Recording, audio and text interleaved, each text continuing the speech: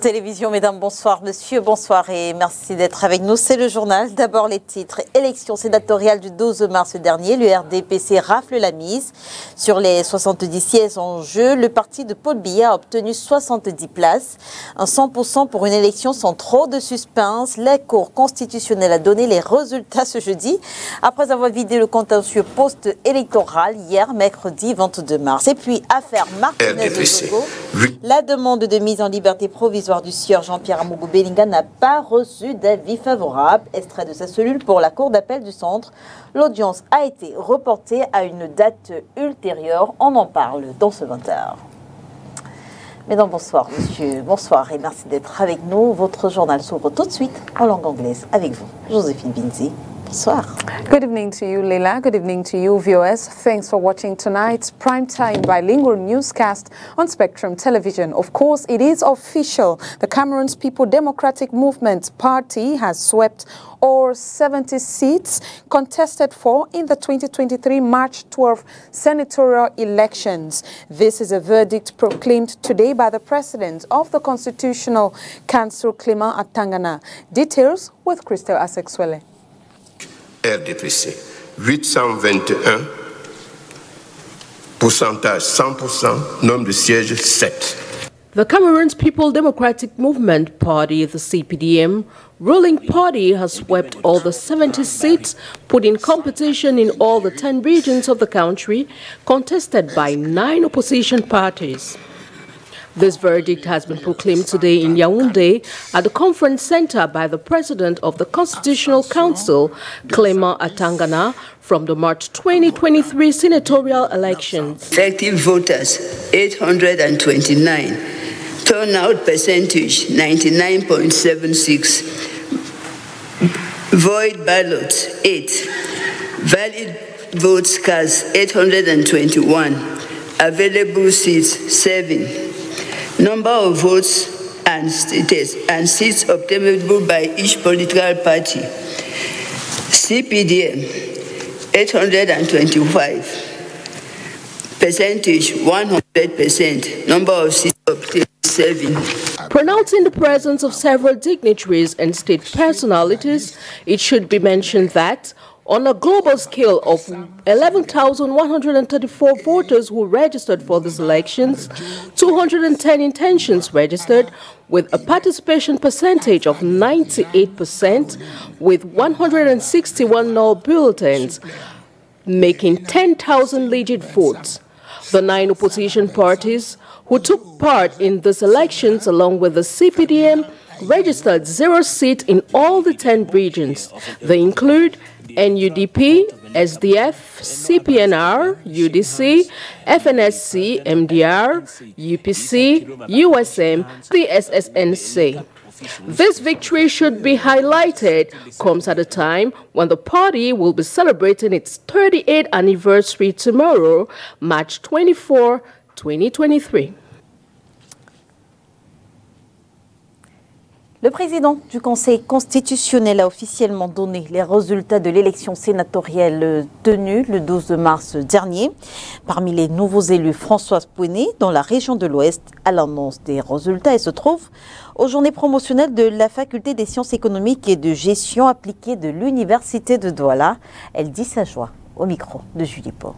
Vous pouvez venir chercher les verres pour distribuer. Avec douleur ou sans douleur. Avec douleur ou sans douleur.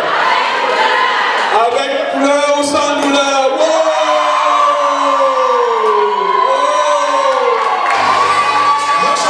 On va dire depuis quelques minutes, je vais surtout commencer à remercier le président national de notre grand parti qui a bien voulu donc m'investir déjà en tant que candidate.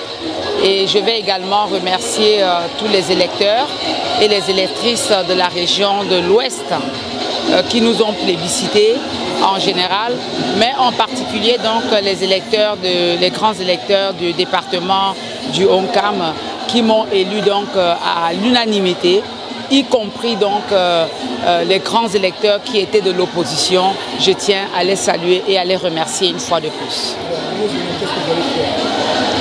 Au Sénat, je mettrai donc en avant la dignité, l'équité et la justice.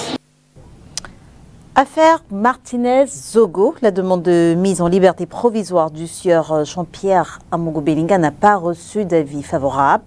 Extrait de sa cellule pour la cour d'appel du centre, l'audience a été reportée au 13 avril prochain. Et pendant ce temps, les avocats des différentes parties poursuivent la bataille épistolaire entamée il y a plusieurs jours déjà. Olivier Bouzeke pour le update.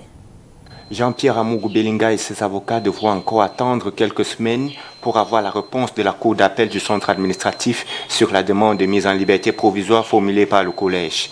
Extrait de la prison principale de Yaoundé ce matin du 23 mars suite à un mandat de la cour d'appel. L'homme d'affaires, à peine arrivé à la cour autour de 8 h du matin, a été notifié du renvoi de l'examen de la demande au 13 avril prochain. Le mania a été ainsi reconduit à la prison de Nkondengui.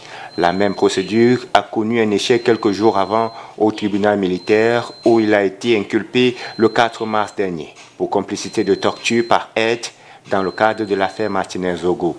Du côté de la Direction générale de la recherche extérieure, le patron, le commissaire Léopold Maxime Eko, le lieutenant-colonel Justin Danwe et plusieurs personnes soupçonnées d'avoir fait partie du commando qui aurait participé à l'assassinat de Martinez-Zogo sont toujours placés en détention.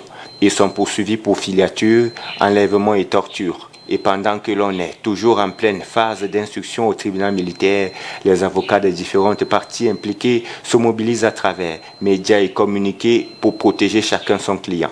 La famille du dauphin n'est pas en reste. Une bataille épistolaire divise depuis quelques jours la veuve Zogo et une partie de sa famille sur l'organisation des obsèques et le partage des biens du journaliste. Pour l'heure, le corps reste scellé à l'hôpital central de Yaoundé. La communauté nationale et internationale revendique toujours justice pour Martinez-Zogo. And here in the economic capital, administrative authorities have proceeded in the Douala 1 municipality to destroy areas conducive for the consumption of hard drugs. This is in a bid to curb consumption of drugs here in the economic capital, as seen in the following report by Oniladonet.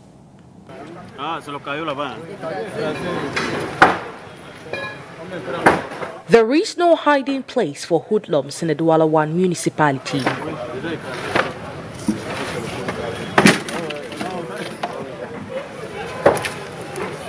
We are at Pari Dancing, an area in Akwa notorious for harboring thugs. Authorities in this area have launched a campaign against insecurity, destroying areas of high crime wave.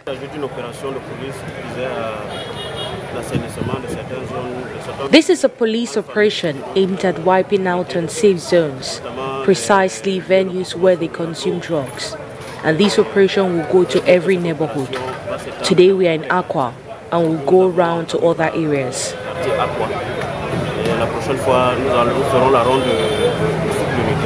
Over 30 motorcycles have been seized, some suspected hooligans apprehended, alongside hard drugs found in this area. We retrieve drugs, tea mixed with drugs, and it's a high crime wave area.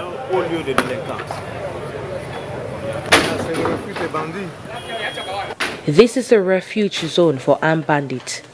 When they rob people in the night, they come here to hide. They sell hard drugs and other substances.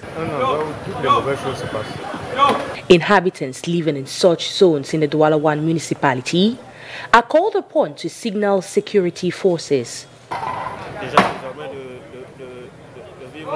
Inhabitants should no longer live in fear. They should call out every unsecure area so we get rid of them. The campaign will stretch to other localities in Douala. Éducation, les journées promotionnelles de la filière BTS de la Faculté des sciences économiques et de gestion appliquée de l'Université de Douala ont débuté ce jour. La nouvelle création de la dite faculté a l'ambition de former des jeunes à la création de richesses. Inès Pangan. C'est une innovation à la Faculté des sciences économiques et de gestion appliquée de l'Université de Douala, l'ouverture de la filière BTS.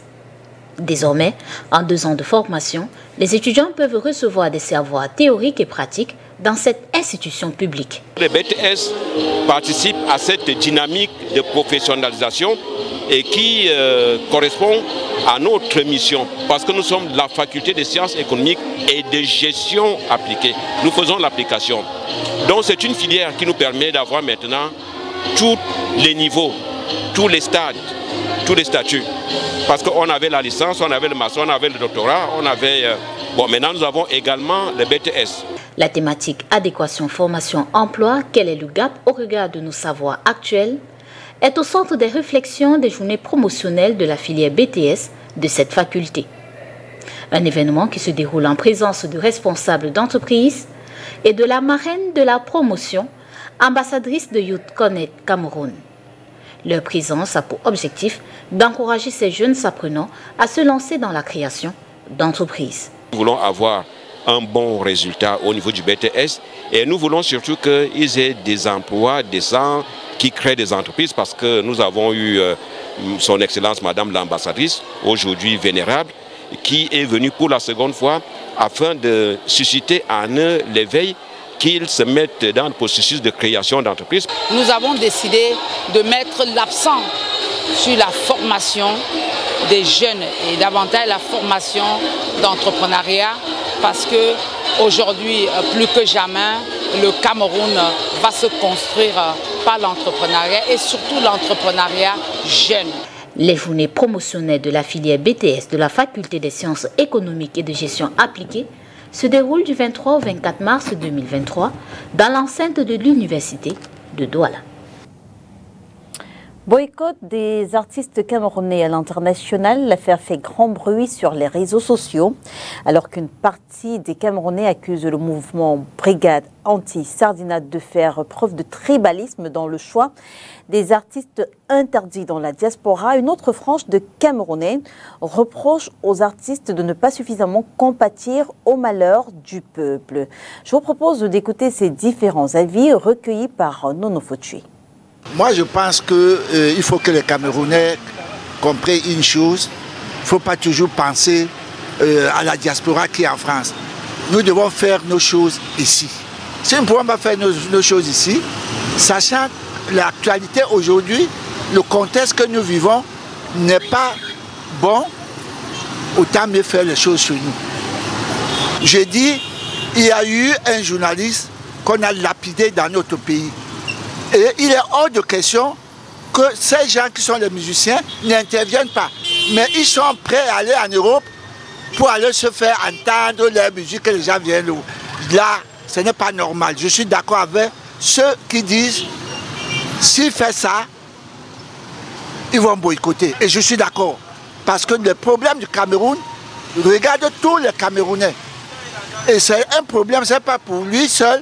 Demain, ça sera nous aussi, moi, peut-être qu'un autre. Alors c'est un travail qu'il faut que tout le monde se mette la main dans la pâte pour essayer d'enrayer ce genre de mentalité que certains Camerounais veulent utiliser en nous faisant croire que ça marche alors que ça ne marche pas. Merci. Bendeka est libre de chanter où il veut. Et ceux qui veulent boycotter, si c'est une doctrine boycottée, pour qui continue à boycotter, mais il continue, Bendeka va continuer à chanter. Je pense que c'est une bonne chose qu'il chante. Non mais ces artistes qui sont menacés de boycott de la diaspora, ils ne récoltent que ce qu'ils ont semé. Oui, donc moi je ne vois pas là où il y a problème, ils récoltent que ce qu'ils ont semé. Parce que s'ils n'avaient pas, si eux-mêmes ne se reprochaient pas de quelque chose, s'ils n'avaient pas vraiment posé des actes vraiment, je ne sais pas, la diaspora ne pouvait pas les interdire de venir faire des concerts en Europe. Puis c'est de temps puisque c'est la diaspora là qui les fait manger. Est-ce qu'eux-mêmes là, s'il faut compter que sur la musique au Cameroun, ils peuvent manger quoi? Ils ne peuvent rien manger, c'est la diaspora. Donc ils ont le droit de négocier, de demander même pardon à la diaspora. C'est la diaspora camerounaise qui les fait manger. Parce qu'il faut compter que rien qu'ici au Cameroun pour dire qu'ils vont vivre de leur, c'est que ça ne vaut pas la peine. La culture ne devrait pas être mélangée à d'autres dérives de la société. Parce que si l'on mélange la culture à d'autres dérives de la société, je pense que c'est une société qui meurt. Pour moi, c'est une société qui meurt. Et on s'est rendu quand même compte depuis des décennies ou des lustres que la plupart des pays occidentaux ont véhiculé leur culture, ce qui a permis à ces sociétés aujourd'hui de tenir jusqu'à ce moment. Et la culture de ces sociétés a impacté énormément dans nos propres cultures, au point où on est en train d'abandonner nos propres cultures. Mais je pense que ce que nous devrons faire dans ces conditions-ci, c'est de faire asseoir des gens de divers horizons et de laisser un message de paix. Un message de paix. Parce qu'on se rend de plus en plus compte que les gens, ce qui frustre les gens, c'est les problèmes de paix, les problèmes de pauvreté, les problèmes de société que nous vivons tous les jours, l'insécurité et tout. Quand les gens voient que tout ça, il n'y a pas de solution à tous ces problèmes, sur la sécurité, sur la pauvreté, sur la vie chère, et ça frustre les gens. Et quand les gens sont frustrés, je vous rassure, ils sont prêts à tout. Pour moi, ce n'est pas un souci grave. C'est pas un souci grave. Il faut juste qu'on arrive à tenir par le bon bout, Tous ces gens qui le font aujourd'hui, ils ne le faisaient pas hier. C'est parce qu'ils ont été frustrés quelque part. Et quand un enfant est frustré dans une maison, tout ce qu'on a à faire, c'est que le papa fait asseoir l'enfant. Il essaie de comprendre d'où sort la frustration. Et je pense que pour moi, en essayant de comprendre la frustration de l'enfant, les choses peuvent s'arranger. À cela, moi, je ne peux que dire, si certains vont là-bas pour presser, on les dérange, il faut voir maintenant l'artiste concerné et lui demander qu'est-ce qui s'est passé avant que ceux de la diaspora puissent le refuser. Puisque déjà le 8 mars, je ne parle pas ce qu'on m'a dit. On a vu Junior Senga prester à Paris, ça s'est bien passé. On a aussi même vu Belka Tobi, comme il a été bien reçu avec ses frères camerounais de la diaspora, auxquels ils ont fait une bonne fiesta. Bon, il faudra voir les concernés, auxquels ces gens refusent, les voyer, ils diront pourquoi. Bon, c'est là mon point de vue. Nos frères qui sont à la diaspora, ils ont les promos à part, ça ne concerne même pas le Cameroun. Parce qu'à chaque fois on entend qu'ils ont tout dérangé, je ne connais pas les problèmes, c'est pas normal. S'ils s'en prennent au gouvernement, qu'ils viennent réclamer les problèmes au pays, pas que quelqu'un comme un artiste, il va aller se battre en Europe, ils viennent les déranger, je trouve ça, c'est pas normal du tout, c'est pas normal. The Ramadan fast has officially kicked off in the economic capital. Some faithfuls met in the New Bell locality in the Douala II municipality say all is set and done for the feast to take place. Oni Ladonet tells us more.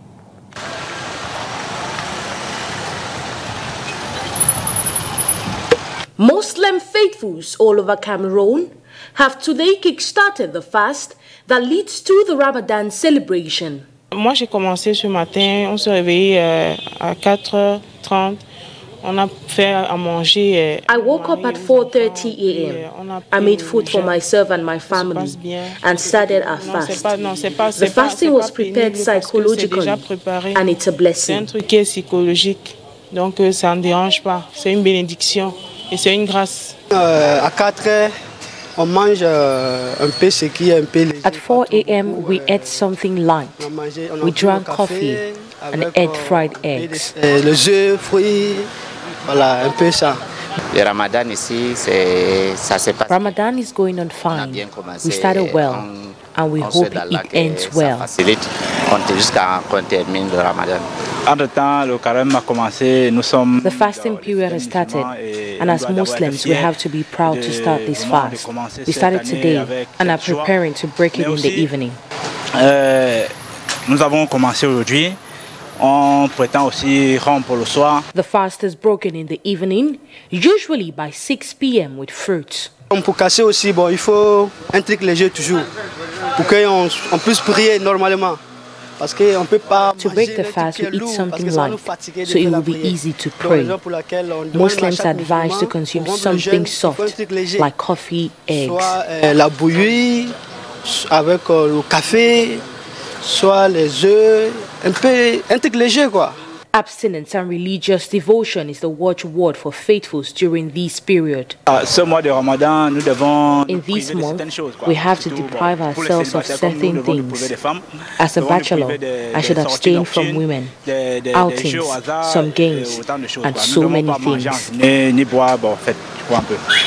Bon, en tant que musulman, c'est un mois d'abord qui est béni, qui est très béni pour nous les musulmans. C'est un mois vraiment... As a Muslim, this is a blessed month.